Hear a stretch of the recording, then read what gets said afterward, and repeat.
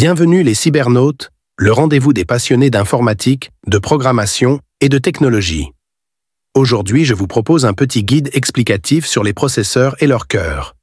Pour les débutants, c'est le point de départ idéal pour comprendre quel est le rôle d'un processeur et quelle est l'utilité des cœurs. Pour les plus expérimentés, pourquoi ne pas vous rafraîchir la mémoire? Ça ne fait de mal à personne. Dans ce cas, qu'est-ce qu'un processeur? Le processeur ou CPU, Central Processing Unit, est le composant de votre ordinateur qui exécute les instructions qui lui sont données par votre système d'exploitation Windows. Quand vous exécutez un logiciel, décompressez une archive zip ou regardez une vidéo en haute définition, vous faites travailler en priorité le processeur. Pour répondre à vos demandes les plus exigeantes, le processeur peut être doté des plusieurs cœurs.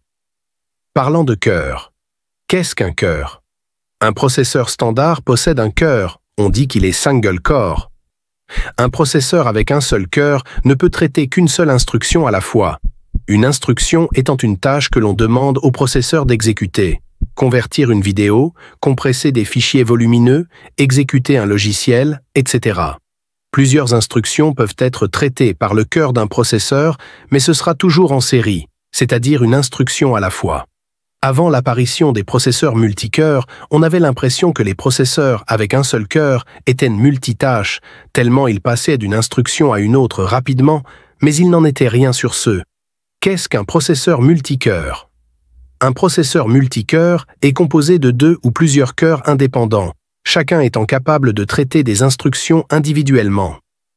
Un processeur dual-core contient deux cœurs, un processeur quad-core 4 cœurs, un processeur hexacore 6 cœurs. Bref, je crois que vous avez compris.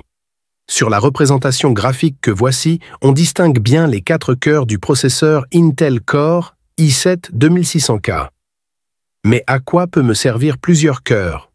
Un processeur multicœur permet à l'utilisateur d'exécuter plusieurs tâches en même temps sans subir de ralentissement. Autrement dit, les cœurs sont utiles si vous utilisez plusieurs logiciels à la fois. Quand un programme, un logiciel de retouche photo par exemple, est en cours d'exécution et traité par un cœur, vous pouvez solliciter un autre cœur pour utiliser votre navigateur web ou écrire un document, sans subir de ralentissement. Alors on pourrait se poser la question, les cœurs sont-ils révélateurs de la puissance d'un processeur? Oui, mais ce n'est pas le seul indicateur. Le nombre de cœurs est certes le premier indicateur de la puissance d'un processeur, mais il ne faut pas se focaliser uniquement sur cette donnée. Nous allons voir dans la suite de ce dossier qu'il faut regarder d'autres caractéristiques, notamment chez les processeurs Intel Core. La fréquence, la mémoire cache, les technologies utilisées. La première partie du dossier sur les processeurs Intel.